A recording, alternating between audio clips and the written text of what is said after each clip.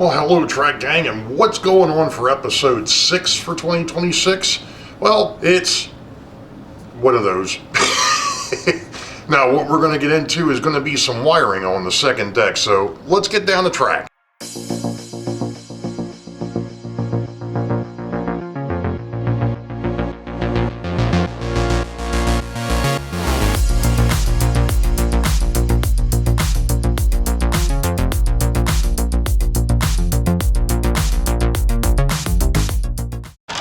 Well, hello track gang, it is episode 6 for 2026. It happens to be January 31st of 2026, and as you saw on the little splash thing, yeah, we're going to start wiring up the second deck.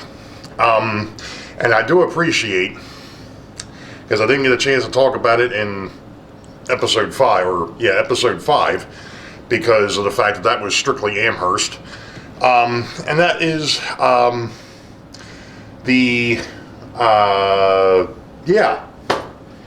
boy, the mind is not working today.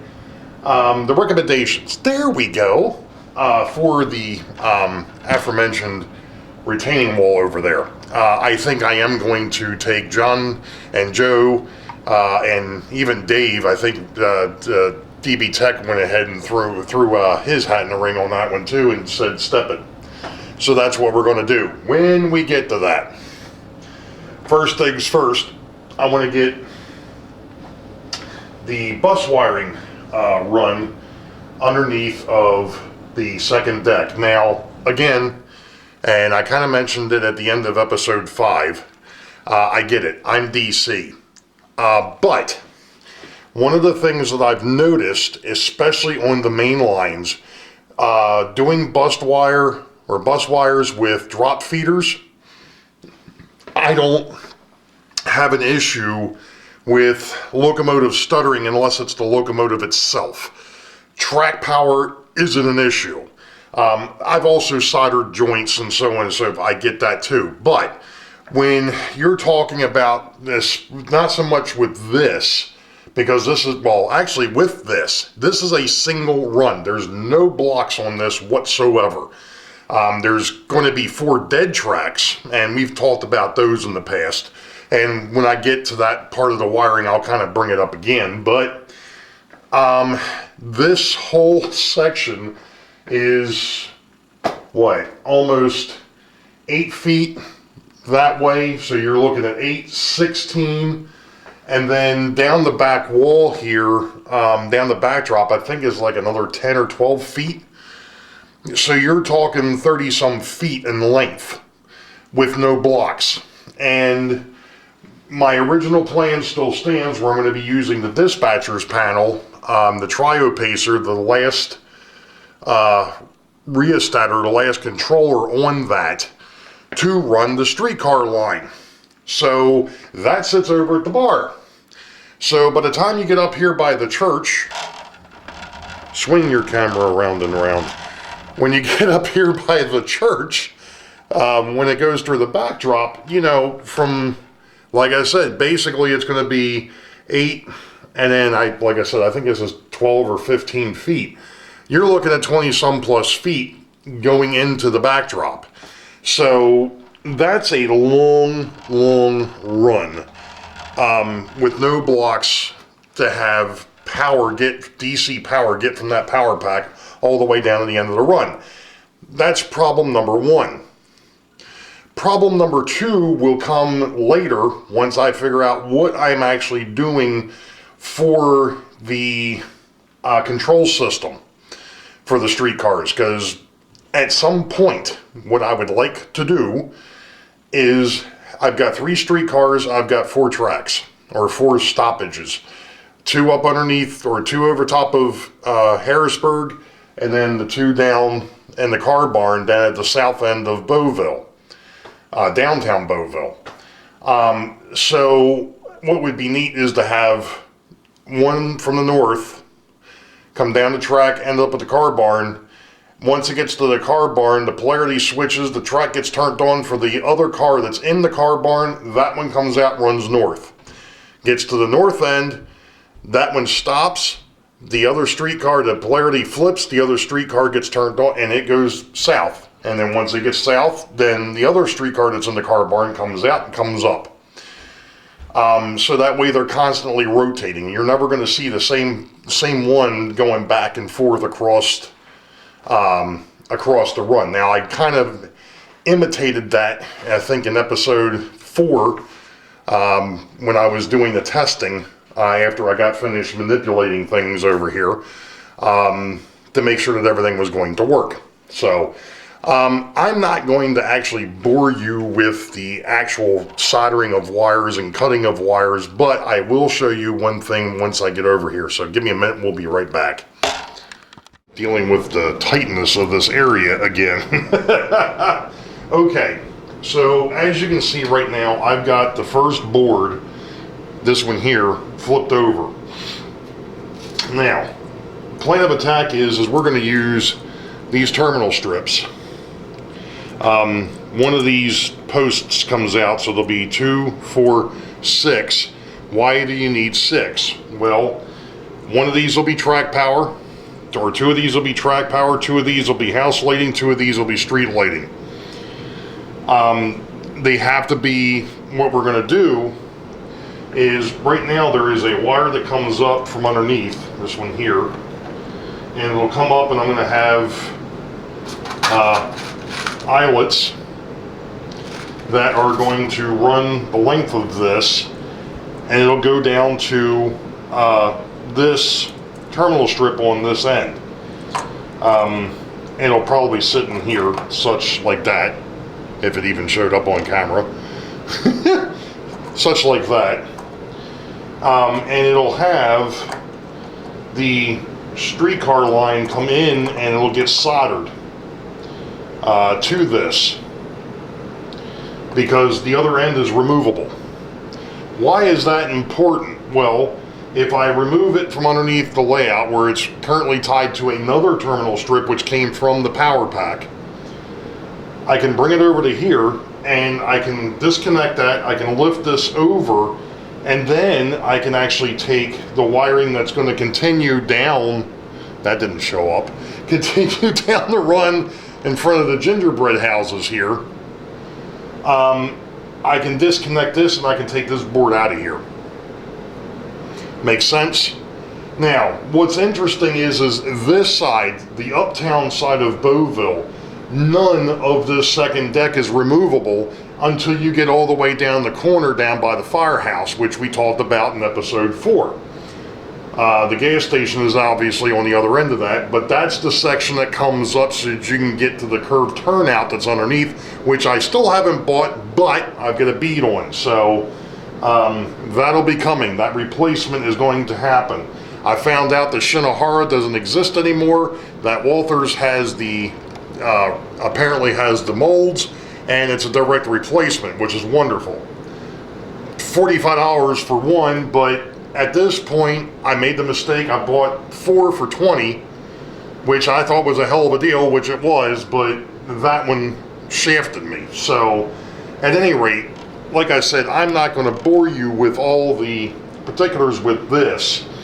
I'm going to go ahead and I'm going to fix this terminal strip so that it sits flat, because obviously right now it won't. So what I do with these, and I know I've showed this in the past, I actually bend these over to where it's flush, so the wires will come in from this side, and then there'll be terminal lugged on the opposite side so you can remove them. Like I said, this end post here will come out because, as you can see, this one here is already gone, and I'll just drop 2 wood screws in there to hold this thing in place. And like I said, it'll make this piece removable so that way I can take it out. Now, when we get to the downtown Boeville side, things get a little bit more convoluted because there's a lot more that has to come apart. That I'm still noodling on at the moment. I've got an idea as to how I'm going to do it, and when I get there, I'll show it. So, get back over here. That's enough rambling for the moment. We'll be back in a bit. All right, Trek Gang. After a minor snafu,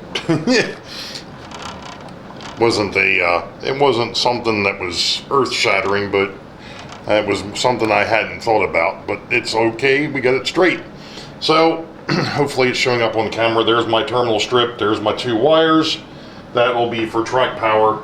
And then over on this side, if it shows up, hello, there we go. This goes back down through the layout and the hole over here and connects to the terminal strip that's underneath. That goes back to the power supply. Now, that takes care of this part. So what will happen is when I'm ready, I'll take this and I'll flip it over, put it back in place, and then I'll be able to, obviously we'll have the scenery and stuff over here then, but the one thing, oh, that's interesting, there's another spot that I need to fix. The other thing of note here is the fact that any wiring that I have that goes underneath of this section, I have to leave it a little bit long so it can connect to this terminal strip, because obviously when we take this off, it's going to have to be out at least this far, so I can go ahead and disconnect the terminal or disconnect the lugs, so that way I can pull this piece out completely if need be, or if I need to do something, which this, like I said, this section is not removable at all the way down to the aforementioned firehouse. I said that already, but just in case you missed it, there we go. So yeah, the next part is going to be, I think, going ahead and actually getting the wire and taking it underneath of this. And this one here, this is going to be a little bit different over here on this side. I'm not going to put the eyelets or the eye hooks underneath of here, because you're not going to see under this side once I put the warehouse in place and so on and so forth. So with that being said, I think what I'm actually going to do is maybe put the eyes across the bottom here on the layout itself, so that way that keeps them separated, a la the Offspring. Sorry, I was listening to music earlier. So that way I can keep the wiring separate or separated going down, because like I said, eventually I'll have street lighting and I'll have house lighting over here. Yeah, I think that's going to be the next thing, is to grab the wire and put terminal lugs on one end and just kind of shoot it underneath the layout down to the other end. And then once I get down there, figuring out how I want to put it all together. Yeah, this is going to be fun. Okay. So yeah, that's the next plan. So when I've got something to show, I'll show you. All right, Track Gang. You gotta love when you create your own havoc. I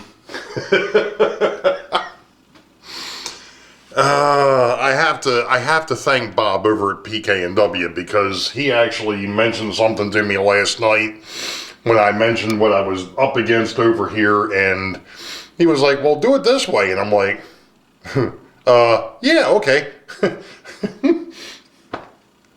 So thanks, Bob. I do appreciate it. What am I talking about? What kind of havoc did I create for myself? Well, the issue is, okay, I'm gonna have to move the camera here a little bit and get behind the camera. So give me a second here. All right, now we're cooking with cheese. Okay. What we ended up with here, let me go ahead and kind of, and as you can see, I'm still playing around with the buildings on top too. Okay. I now have the wiring run from what would be the south end of Uptown to the north end of Uptown. And what I did over here is, instead of trying to run it through eyelets that were up underneath the board, I'm not even sure if I showed that or not, because I forgot to flip the view finder. There we go. Instead of trying to put eyelets up underneath, I was originally thinking about putting them on the board itself, on the 4x8. But upon further review, two things. One being the fact that, like I said, Bob actually helped me out last night with an idea, and that is the fact that reality is this scene is deep. I mean, I can't, unless I'm leaning, I'm not reaching the tracks. Which means to put lighting into the buildings across the back there.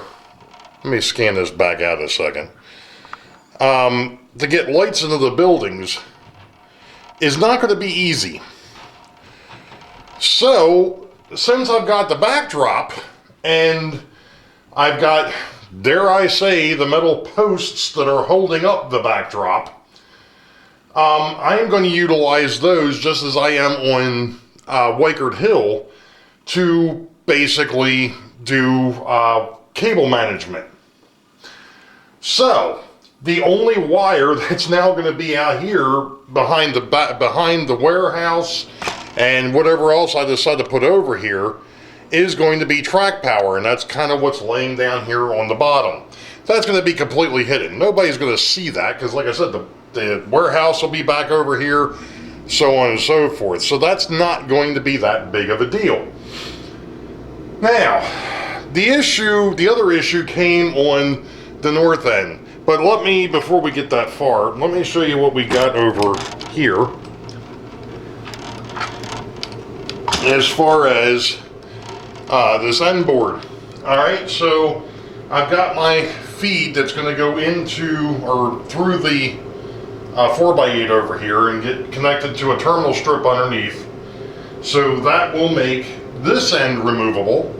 And then on this end, we've got our terminal strip with the track power that's feeding north from here. Now, I did, before I found that issue with the lighting and all that I'm going to have over here, I had gone ahead and put in 3 sets of eyelets, 3 eyelets deep. Figured that one would be track power, one would be lights, one would be house. The other thing of it is the way that this is going to work eventually, there's going to be zones for lighting. What do I mean by that? Well, downtown and uptown Boeville will be one circuit for both the house lights, one circuit for house lighting, one circuit for street lighting, and it'll take care of uptown, downtown, and uptown Boeville. Wykert Hill will be its own separate set of lighting, or light power. Again, one circuit for house, one circuit for street. When I get north of there, when we get into Wykert Industrial and we get over to Newton's Farm, again, I'm going to have to figure that out once I get up there. I've got old computer power supplies that I am going to use for lighting circuits.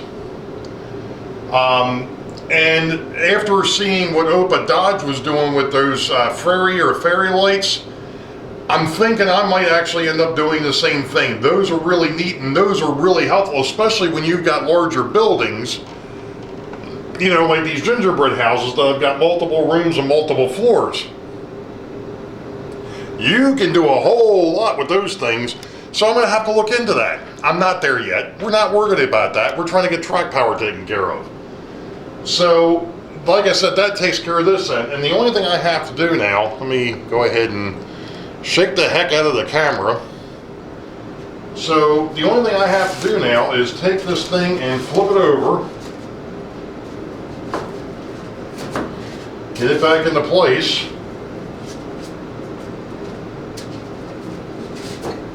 I have really got to fix those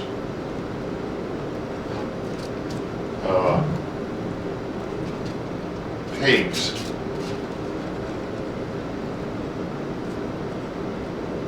Because it seems like for some reason they are not sitting where they're not. I never glued them in place, and I think it's causing me some minor discombobulation because I never glued them. They're able to move. All right, so now that's back in place. I can go ahead and if I was ready to do anything, I could go ahead and feed that through and then hook it back up underneath. I am not ready to do that yet. Why? Because I've got a lot of cleanup work to do over here. There's sawdust and stuff from the styrofoam and everything else, and yeah, we're not ready to do that. So I'm not going to put this thing in place 100%. Let's go over here to the north end of uptown Boeville. Okay, so here we are at the north end. As you can see, I've already taken the corner out of here because I knew it was going to be easier to do the mounting. For this with it open. Again, I goofed. I don't need 6 back here. I really only needed the 2, but that's okay. I've already gone that far. I might as well just leave it in case I need it for something in the future.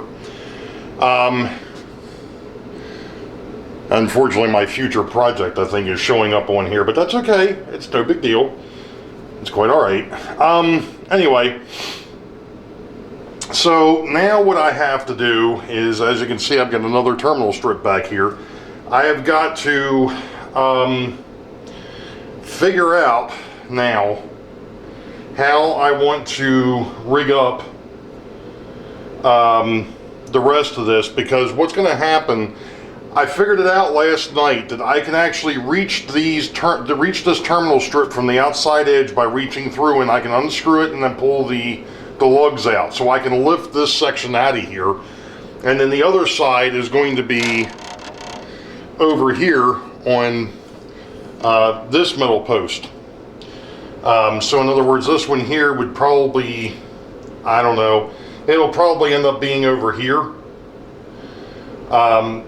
So that way I can, or actually no, it probably would be over here, because this here will be this will be solid wire headed out, and then the terminal lugs will be for the L section here. I don't know. I still have to play with this yet to see which way this is going to sit. And I just realized I've got an extra terminal block sitting up underneath here that I don't need.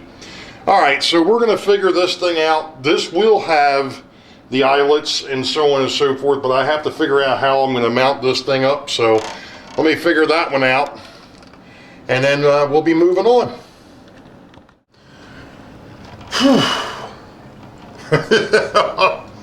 Boy, this week was a struggle. Holy moly.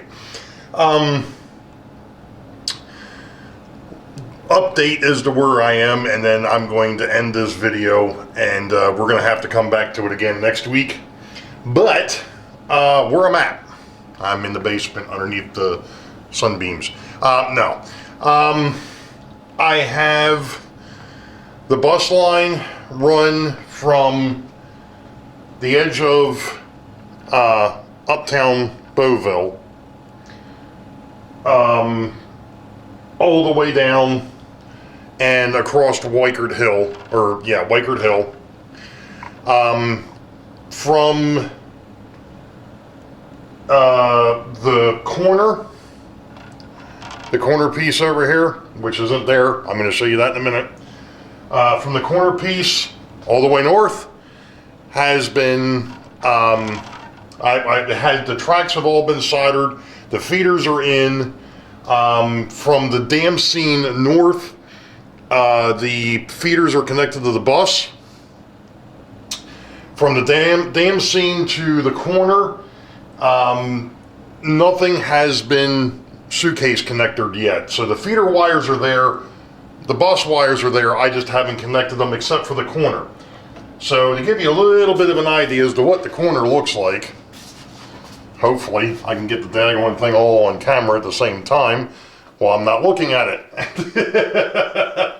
Okay, so obviously we've got our pigtail on this side and the pigtail on this side. The way that this goes in, it goes in this way. This pigtail goes to a terminal strip on the back side of Wykert Hill.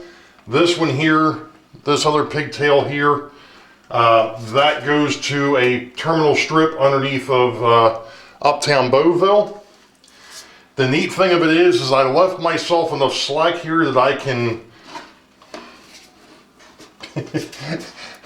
trying to figure this out, that I can actually manipulate the wiring here. And I forgot to close the suitcase connector. I just realized that. Oops. I crimped it, forgot to close it. Oh, I don't need the tool for that. That's one snap. There's the other. Okay. So basically, I left myself enough room that I disconnected from the Wakert hillside, and I can lift it enough that I can get up underneath there and disconnect it from the Boeville side. Or vice versa. When I'm putting it back in, I'll hook the Boeville side up.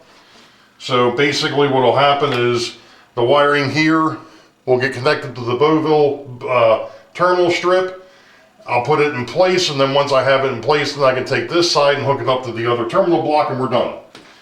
I am going to try to put this, no, we're not going to try and put it back in the corner.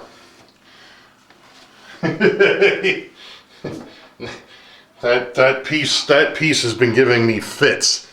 Okay, so the reason why I haven't finished Uptown Boeville or even downtown Boeville is because of the fact that I had a dip in the styrofoam here, to which, and I think I kind of mentioned this in episode 4, I ended up having to put in a shim, wood shim on one side, and then I put some sheet cork, cut some sheet cork for this side so that it matched up better. I have to wait for that to dry. And I've actually got the piece of flex track sitting out in front here waiting for me to solder it. But that's not going to happen tonight. I need to let that dry real good. Yeah, I could get this thing soldered up and we'd be good to go, but we're not going to go there. I'm hoping that I can get it on camera. We're going to try this. Pardon me a minute while I go behind the camera.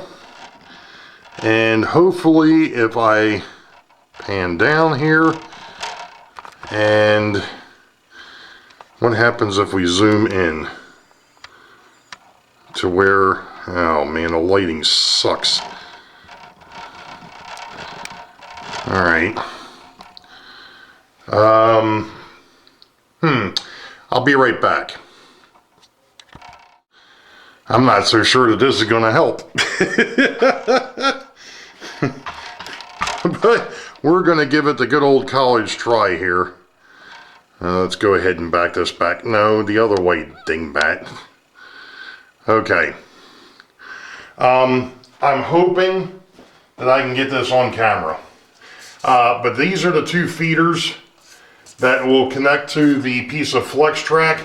This is what Bob and the Sidetrack Sunday crew were talking about the other night in chat was, or I even mentioned it earlier, how I was going to do this, because originally I had thought about putting the wire up underneath, and it's like, well, that's not going to work because you're not going to be able to get to it, at least for this.